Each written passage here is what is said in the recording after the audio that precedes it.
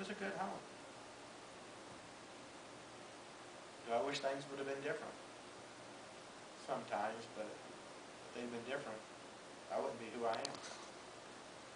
Christ has taken the experiences I had then and changed me. My parents can tell you the change they saw in me. Christ got a hold of me. He touched me, changed my life. When he healed a broken heart that I had that was crying out for him.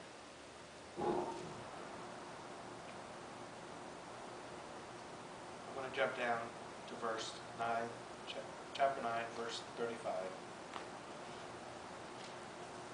Then Jesus went about all the cities and villages, teaching in their synagogues, preaching the gospel of the kingdom, healing every sickness and every disease among the people. But when he saw the multitudes, he was moved with compassion for them, because they were weary and scattered like sheep having no shepherd. Then he said to his disciples, "The harvest is truly plentiful, and the laborers are few. Therefore pray the Lord of the harvest to send out laborers to his harvest." In these verses we read where Jesus went about and he healed all those people. But he also looked upon the sheep without a shepherd. Where are we standing right now? We're sheep without a shepherd. The compassion of Jesus shows right there. He was moved with compassion because they were weary and scattered, like sheep without a shepherd. Are we weary? Have we been scattered? And we have no shepherd? Well, we've been praying, we're believing. The pulpit committee's looking, trusting God. We're going to have a shepherd. The flock's going to come back together.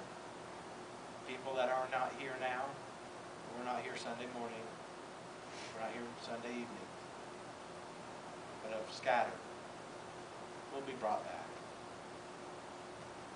There'll be new sheep brought in. As the word goes forth, this is a place where God will be made manifest, and his glory and his touch will be a place where people come for healing. Spiritual healing, emotional healing, physical healings. There'll be a place known. Go there and meet God. And God will take care of things. I'm not saying God's going to change all our circumstances overnight. I'm not saying I got saved last night, it's Wednesday, I'm winning the lottery and I'm getting everything I ever wanted. It'd be nice. I'm not going to argue that point. But sometimes getting things we think we wanted is the very last thing we need. There will become a place people say, I didn't get everything I wanted, I got everything I needed. And that is such a beautiful place to be at. Last one I'm going to read tonight, Psalms 147, verse 3. He heals the brokenhearted, and he binds up their wounds. Christ heals the brokenhearted. Whether it's been our heart that, as he searched us, that got broken, and we opened it up for his touch. Whether it's been through actions of others. It doesn't matter the reason. Whether it's just life, grief that caused it. You know. Like recently we lost a family member that we love deeply. The grief that can be there can break a heart. He heals the brokenhearted. He binds up their wounds. We've heard the saying, time heals all wounds. That's a lie. You can ask somebody 15 years from that day, as they remember, that wound's still there. If Christ does not heal it, they do not accept what Christ has done.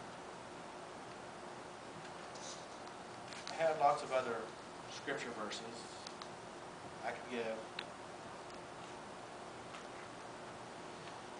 This word's full of times the Lord's healed.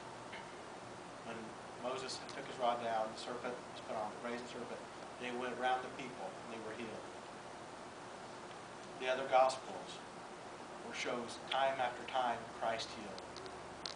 In the book of Acts, where it shows where the disciples and the apostles went out and people were healed by God's glory in His name for Him.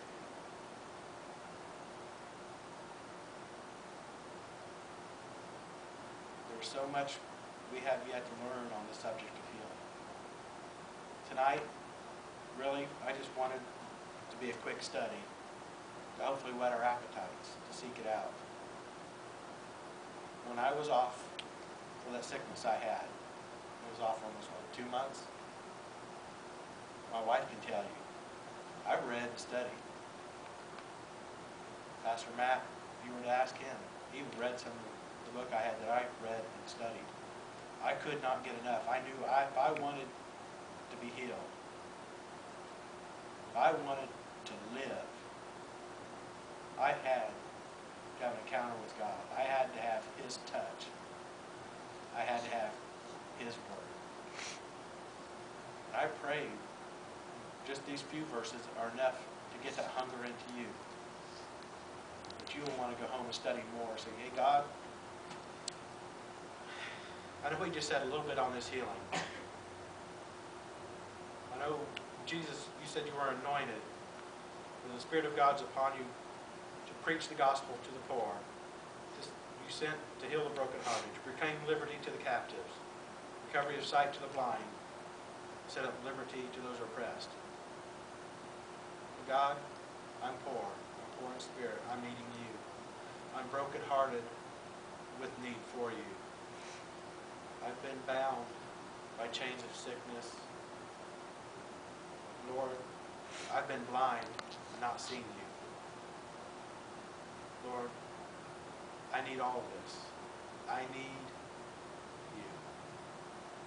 Come make your word manifest in my heart. Come write it in this heart of mine.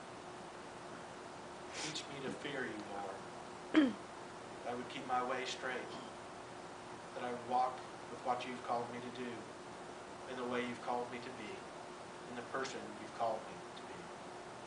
As a son, as a daughter of the King.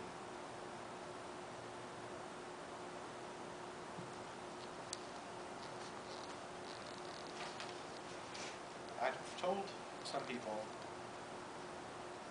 I wanted to have time where we went over this a little bit.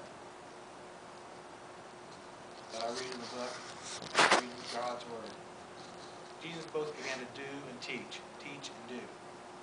He didn't just send His Word and just leave them. He would teach